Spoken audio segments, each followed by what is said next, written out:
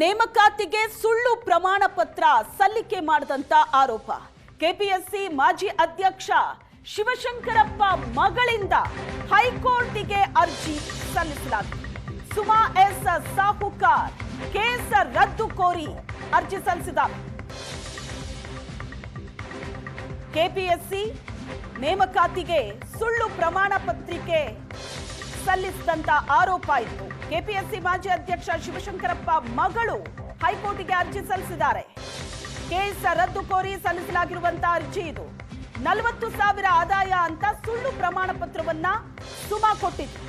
ತಂದೆಯ ಪ್ರಭಾವವನ್ನ ಬಳಸಿ ಕೈಗಾರಿಕಾ ವಿಸ್ತರಣಾಧಿಕಾರಿ ಹುದ್ದೆಯನ್ನ ಸುಮಾ ಪಡ್ಕೊಂಡಿತ್ತು. ಕೋರ್ಟ್ ತರಾಟೆಗೆ ತೆಗೆದುಕೊಂಡಿದೆ. ಅರ್ಜಿ ವಾಪಸ್ಸನ್ನ ಪಡೆದಿದ್ದಾರೆ ಸುಮಾ ಸಾಹುಕಾರ್. 40,000 ಆದಾಯ ಅಂತ ಸುಳ್ಳು ಪ್ರಮಾಣ ಪತ್ರವನ್ನ ಸುಮಾ ಕೊಟ್ಟಿದ್ರು. ಕೇಸ್ ರದ್ದು ಕೋರಿ ಸುಮಾ ಅರ್ಜಿಯನ್ನ ಸಲ್ಲಿಸಿದ್ರು ಕೋರ್ಟಿಗೆ. ಈ ಪ್ರಕರಣದಲ್ಲಿ ಕೋರ್ಟ್ ತರಾಟೆಗೆ ತೆಗೆದುಕೊಂಡಿದೆ. ಸುಳ್ಳು ಪ್ರಮಾಣ ಪತ್ರವನ್ನ ಕೊಟ್ಟು ಹುದ್ದೆಯನ್ನ ಪಡ್ಕೊಂಡಿದ್ರು. ತಂದೆಯ ಪ್ರಭಾವ ಬಳಸಿ ಕೈಗಾರಿಕಾ ವಿಸ್ತರಣಾಧಿಕಾರಿ ಹುದ್ದೆಯನ್ನ ಪಡೆದಿದ್ರು ಸುಮಾ. ಅದರ ಬಗ್ಗೆ ಪ್ರಕರಣ ದಾಖಲಾಗಿತ್ತು. ಪ್ರಕರಣ ರದ್ದು ಕೋರಿ ಅರ್ಜಿಯನ್ನ ಶಿವಶಂಕರಪ್ಪ ಪುತ್ರಿ ಸುಮಾ ಸಲ್ಲಿಸಿದ್ರು. ಕೋರ್ಟ್ ತರಾಟೆಗೆ ತೆಗೆದುಕೊಂಡಿದೆ. ಅರ್ಜಿಯನ್ನ ವಾಪಸ್ ಪಡೆದಿದ್ದಾರೆ ಸುಮಾ ಸಾಹುಕಾರ್.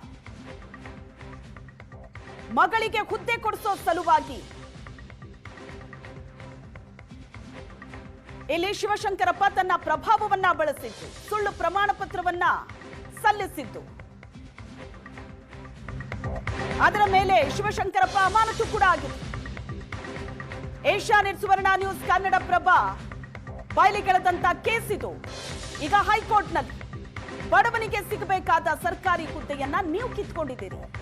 ಕೆಪಿಎಸ್ಸಿ ಮಾಜಿ ಅಧ್ಯಕ್ಷ ಶಿವಶಂಕರಪ್ಪ ಪುತ್ರಿ ಸುಮಾಗೆ ಹೈಕೋರ್ಟ್ ತರಾಟೆಗೆ ತೆಗೆದುಕೊಂಡಿದೆ. ಕೇಸ್ ರದ್ದು ಕೋರಿ ಅರ್ಜಿಯನ್ನ ಸಲ್ಲಿಸಿದ್ರು ಸುಮಾ ಎಸ್ ಸಾಹುಕಾರ್. ಕೋರ್ಟ್ ತರಾಟೆಗೆ ತೆಗೆದುಕೊಂಡಿದೆ. 30 ಲಕ್ಷ ಆದಾಯ ಇದ್ರು 40,000 ಆದಾಯ ಅಂತ ಪ್ರಮಾಣ ಪತ್ರ ಸಲ್ಲಿಸಿದ್ದೀರಿ. ಮೇಲ್ನೋಟಕ್ಕೆ ಇದು ವಂಚನೆ ಅಂತ ನ್ಯಾಯಮೂರ್ತಿ ನಾಗಪ್ರಸನ್ನ ಅವರಿದ್ದ ಪೀಠ ಅಭಿಪ್ರಾಯಪಟ್ಟಿದೆ. ಯಾವುದೇ ವಿಚಾರಣೆಯನ್ನ ನಡೆಸದೆ ಎಫ್ಐಆರ್ ದಾಖಲಿಸಲಾಗಿದೆ. ಸುಮಾ ಸಾಹುಕಾರ್ ಪರ ಹಿರಿಯ ವಕೀಲ ಅರುಣ್ ಶ್ಯಾಮ್ ವಾದವನ್ನ ಮಂಡಿಸಿದರು. ಯಾವುದೇ ವಿಚಾರಣೆ ನಡೆಸದೆ ಪ್ರಕರಣವನ್ನ ದಾಖಲಿಸಿಕೊಂಡಿದ್ದಾರೆ ಅಂತ ವಾದ ಮಾಡಿದ್ರು. ಆಗ ಕೋರ್ಟ್ ಕೇಳಿದ್ರು, ಯಾವ ವಿಚಾರಣೆ, ಸುಮಾ ಆದಾಯ ಎಷ್ಟು ಅಂತ ಹೈಕೋರ್ಟ್ ಪ್ರಶ್ನೆ ಮಾಡಿತು. 30 ಲಕ್ಷಕ್ಕೂ ಹೆಚ್ಚು ಆದಾಯ ಇದ್ರೂ 40,000 ಅಂತ ಅರ್ಜಿ ಸಲ್ಲಿಸಿದಿರಿ. ಇದು ಸ್ಪಷ್ಟವಾಗಿ ದರೋಡೆಯಂತೆ ಕಾಣಿಸ್ತಾ ಇದೆ ಅಂತ ನ್ಯಾಯಮೂರ್ತಿ ನಾಗಪ್ರಸನ್ನ ಪೀಠ ಹೇಳಿದೆ. ಹೈಕೋರ್ಟ್ ತರಾಟೆಗೆ ತೆಗೆದುಕೊಳ್ತಾ ಇದ್ದಂತೆ ಅರ್ಜಿಯನ್ನ ವಾಪಸ್ ಪಡೆದಿದ್ದಾರೆ ವಕೀಲರು. ಈ ಪ್ರಕರಣವನ್ನ ರದ್ದು ಕೋರಿ ಸಲ್ಲಿಸಲಾಗಿದ್ದ ಅರ್ಜಿ. ಕೆಪಿಎಸ್ಸಿ ಅಧ್ಯಕ್ಷರಾಗಿದ್ದ ಶಿವಶಂಕರಪ್ಪ ತನ್ನ ಪ್ರಭಾವವನ್ನ ಬಳಸಿ ಮಗಳಿಗೆ ಹುದ್ದೆಯನ್ನ ಕೊಡಿಸಿದ್ರು. ಇದರ ನೇಮಕಾತಿಯಲ್ಲೇ ಇಷ್ಟು ದೊಡ್ಡ ಅಕ್ರಮ ಆಗಿರೋದು ಬಯಲಿಗೆ ಬಂತು. 30 ಲಕ್ಷಕ್ಕೂ ಹೆಚ್ಚು ಆದಾಯ ಇದ್ರೂ ಕೂಡ ತೋರಿಸಿದ್ದು ಮಾತ್ರ 40,000 ಆದಾಯ ಅಂತ ಪ್ರಮಾಣ ಪತ್ರವನ್ನ ಸಲ್ಲಿಸಿದ್ರು. ಜೊತೆಗೆ ತನ್ನ ಪ್ರಭಾವವನ್ನ ಬಳಸಿ ಮಗಳಿಗೆ ಹುದ್ದೆಯನ್ನ ಕೊಡಿಸಿದ್ರು. ಕೆಪಿಎಸ್ಸಿ ಅಧ್ಯಕ್ಷರಾಗಿದ್ದ ಶಿವಶಂಕರಪ್ಪ ಈಗ ಮಾಜಿ ಅಧ್ಯಕ್ಷರಾಗಿದ್ದಾರೆ. ಈ ಪ್ರಕರಣವನ್ನ ರದ್ದು ಕೋರಿ ಶಿವಶಂಕರಪ್ಪ ಮಗಳು ಸುಮಾ ಕೋರ್ಟಿಗೆ ಅರ್ಜಿ ಹಾಕಿದ್ರು. ಕೋರ್ಟ್ ಈಗ ತರಾಟೆಗೆ ತೆಗೆದುಕೊಂಡಿದೆ. ಈ ಬಗ್ಗೆ ಹೆಚ್ಚಿನ ಡೀಟೇಲ್ಸ್ ಅನ್ನ ಕೊಡ್ತಾರೆ ಬೆಂಗಳೂರು ಬ್ಯೂರೋ ಹೆಡ್ ರಮೇಶ್ ಸಂಪರ್ಕದಲ್ಲಿದ್ದಾರೆ. ರಮೇಶ್, ಮಗಳಿಗೆ ಹುದ್ದೆ ಕೊಡಿಸಬೇಕು ಅಂತ ತಂದೆ ಶಿವಶಂಕರಪ್ಪ ತನ್ನ ಪ್ರಭಾವ ಬಳಸಿದ್ರು. 30 ಲಕ್ಷಕ್ಕೂ ಹೆಚ್ಚು ಆದಾಯ ಇದ್ರೂ ಕೂಡ 40,000 ಅಂತ ಆದಾಯವನ್ನ ತೋರಿಸಿದ್ರು.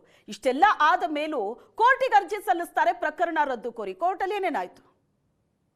ಶ್ವೇತಾ, ಅಂದ್ರೆ ಕೆಪಿಎಸ್ಸಿ ಅಧ್ಯಕ್ಷರಾಗಿದ್ದಂತ ಶಿವಶಂಕರಪ್ಪ ಸಾಹುಕಾರ್ ಪುತ್ರಿ ಸುಮಾಗೆ ಏನೊಂದು ಗೆಜೆಟೆಡ್ ಪ್ರೊಫೆಷನರಿ ಹುದ್ದೆಯನ್ನು ಕೊಡಿಸುವಂತ ನಿಟ್ಟಿನಲ್ಲಿ ಅವರ ತಂದೆಯ ಒಂದು ಪ್ರಭಾವ ಇದೆ ಅನ್ನುವಂತ ವಿಚಾರಕ್ಕೆ ಸಂಬಂಧಪಟ್ಟಂತೆ ಅವರೇನು ಅರ್ಜಿಯನ್ನ ಸಲ್ಲಿಸಿದ್ರು. ಅರ್ಜಿಯನ್ನು ಸಲ್ಲಿಸುವ ಸಂದರ್ಭದಲ್ಲಿ 3B ಕ್ಯಾಟಗರಿ ಅಂಡರ್ಲಿ 40,000ಕ್ಕೂ ಕಡಿಮೆ 40,000 ವಾರ್ಷಿಕ ಆದಾಯ ಇದೆ ಅಂತೇಳಿ ಅಂದ್ರೆ ಸರ್ಟಿಫಿಕೇಟ್ ಅನ್ನ ಕೊಟ್ಟು ಆ ಮೂಲಕ ಏನೊಂದು ಈ ಒಂದು ಏನೋ ಸ್ಪರ್ಧೆಯಲ್ಲಿ ಇದ್ರು ಅನ್ನುವಂಥದ್ದು, ಅಂದ್ರೆ ಎಕ್ಸಾಮ್ ಅಲ್ಲಿ ಪಾರ್ಟಿಸಿಪೇಷನ್ ಮಾಡಿದ್ರು, ಅದು ಒಂದು ದೊಡ್ಡ ಮಟ್ಟದ ಒಂದು ಹಗರಣ ಆಗಿದೆ ಅನ್ನೋ ನಿಟ್ಟಿನಲ್ಲಿ ಸುವರ್ಣ ನ್ಯೂಸ್ ಮತ್ತೆ ಕನ್ನಡಪ್ರಭ ಇದನ್ನು ಬಯಲಿಗೆಳ್ಳಾಯಿತು. ಅದಾದ ನಂತರ ಶಿವಶಂಕರಪ್ಪ ಸಾವ್ಕಾರ್ ಅವರು ರಾಜೀನಾಮೆಯನ್ನ ಕೊಡಬೇಕಾಯ್ತು, ಅಂದ್ರೆ ಅವ್ರನ್ನ ತೆಗೆದುಹಾಕಲಾಯಿತು. ಅದಾದ ನಂತರ ಹೈಗ್ರೌಂಡ್ಸ್ ಠಾಣೆಯಲ್ಲಿ ಸುಮಾ ಸಾವ್ಕಾರ್ ವಿರುದ್ಧ ಏನೊಂದು FIR ದಾಖಲಾಗಿತ್ತು. ಅದಕ್ಕೆ ಸಂಬಂಧಪಟ್ಟಂತೆ ಪ್ರಕರಣವನ್ನು ರದ್ದು ಕೋರಿ ಸುಮಾ ಸಾವ್ಕಾರ್ ಹೈಕೋರ್ಟ್ಗೆ ಒಂದು ಅರ್ಜಿಯನ್ನು ಸಲ್ಲಿಸಿದ್ರು. ಇವತ್ತು ಹೈಕೋರ್ಟ್ನ ನ್ಯಾಯಮೂರ್ತಿ ನಾಗಪ್ರಸನ್ನ ಅವರ ಪೀಠದ ಮುಂದೆ ಬಂದ ಸಂದರ್ಭದಲ್ಲಿ ನಾಗಪ್ರಸನ್ನ ಅವರು ತೀವ್ರವಾಗಿ ತರಾಟೆಗೆ ತೆಗೆದುಕೊಳ್ತಾರೆ.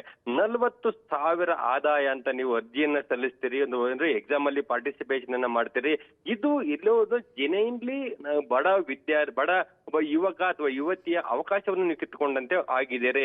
ಸೊ ನಿಮ್ಮ ಆದಾಯ ಎಷ್ಟಿದೆ ಹೇಳಿ ಅನ್ನುವಂಥದ್ದನ್ನು ಕೇಳಿದಂತ ಸಂದರ್ಭದಲ್ಲಿ ಅವರ ಸುಮಾರು ಪರವಾಗಿ ಹಾಜರಿದ್ದಂತ ವಕೀಲರಾದಂತ ಅರುಣ್ ಶರ್ಮಾ ಅವರು 30 ಲಕ್ಷಕ್ಕೂ ಹೆಚ್ಚಿದೆ, ಆದ್ರೆ ಅವರು ತಿಳ್ಕೊಂಡಿದ್ದು ತನ್ನ ಸ್ವಂತ ಆದಾಯ ಅನ್ನುವಂತ ಒಂದು ಸಮಜಾಯಿಷಿಯನ್ನು ಕೊಡುವಂತ ಪ್ರಯತ್ನವನ್ನ ಮಾಡ್ತಾರೆ. ಮತ್ತೆ ಈ ರೀತಿ ಆದಂತ ಯಾವುದೇ ಸರ್ಟಿಫಿಕೇಟ್ಗಳು ಅಂದ್ರೆ ಒಂದು ಕ್ವಶನೇಬಲ್ ಸರ್ಟಿಫಿಕೇಟ್ ಬಂದ ಸಂದರ್ಭದಲ್ಲಿ ಅದಕ್ಕೆ ಸಂಬಂಧಪಟ್ಟಂತೆ ಡಿಸ್ಟ್ರಿಕ್ಟ್ ಕಾಸ್ಟ್ ವೆರಿಫಿಕೇಶನ್ ಕಮಿಟಿಯಲ್ಲಿ ಅದನ್ನು ವೆರಿಫೈ ಆಗ್ಬೇಕಾಗುತ್ತೆ ಅನ್ನುವಂಥದ್ದನ್ನ ಸಮಜಾಯಿಷಿಯನ್ನು ಕೊಡುವಂತ ಪ್ರಯತ್ನ ಮಾಡಿದಂತ ಸಂದರ್ಭದಲ್ಲಿ ಪೀಠ ಅಲ್ಲಿ ಕೆಂಡಾಮಂಡಲಾಗುತ್ತೆ. ಇದರಲ್ಲಿ ಯಾವ ವೆರಿಫಿಕೇಶನ್ ಮಾಡಬೇಕು, ಇದರಲ್ಲಿ ಅಲ್ಲಿ ಅಪ್ಲಿಕೇಶನ್ ಇರುವಂತದ್ದು ಅವರ ಅಂದ್ರೆ ಕ್ಯಾಂಡಿಡೇಟ್ ನ ಆದಾಯ ಅಲ್ಲ, ಅವರ ಕುಟುಂಬದ ಆದಾಯ, ಅವರ ತಂದೆ 30 ಲಕ್ಷಕ್ಕೂ ಅಧಿಕವಾದಂತ ಆದಾಯ ಬರ್ತಾ ಇದ್ರು ಕೂಡ ಯಾವ ರೀತಿ ಈ ಅರ್ಜಿಯನ್ನ ಸಲ್ಲಿಸಲಾಗ್ತಾ ಇದೆ, ಇದು ಒಂದು ಹಗಲು ದರೋಡೆ ತರ ಕಾಣ್ತಾ ಇದೆ.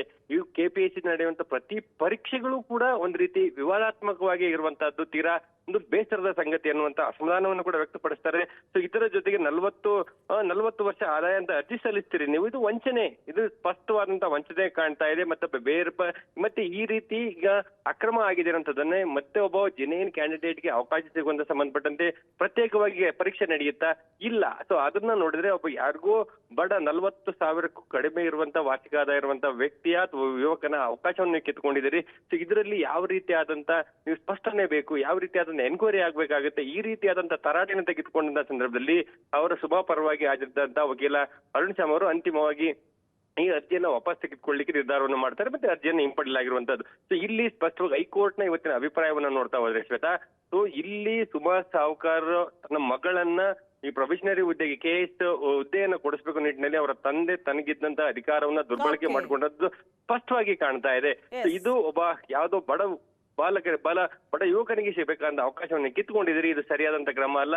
KPSC ನಡೆಯುವಂತ ಪ್ರತಿಯೊಂದು ನೇಮಕಾತಿಗಳು ಕೂಡ ಒಂದ್ ರೀತಿ ಸಂಶಯಾಸ್ಪದವಾಗಿ ವಿವಾದಾತ್ಮಕವಾಗಿರುವಂತದ್ದು. ಸೊ ಹಾಗಾಗಿ ಅವರ ವಿರುದ್ಧ ಯಾವುದೇ ರೀತಿಯಾದಂತ ಒಂದು ರಿಲೀಫ್ ಅನ್ನು ಕೊಡ್ಲಿಕ್ಕೆ ಸಾಧ್ಯ ಇಲ್ಲ ಅನ್ನೋದನ್ನ ಹೇಳಿದಂತ ಸಂದರ್ಭದಲ್ಲಿ ಅಂತಿಮವಾಗಿ ಅರ್ಜಿಯನ್ನು ವಾಪಸ್ ತೆಗೆದುಕೊಂಡಿರುವಂತ.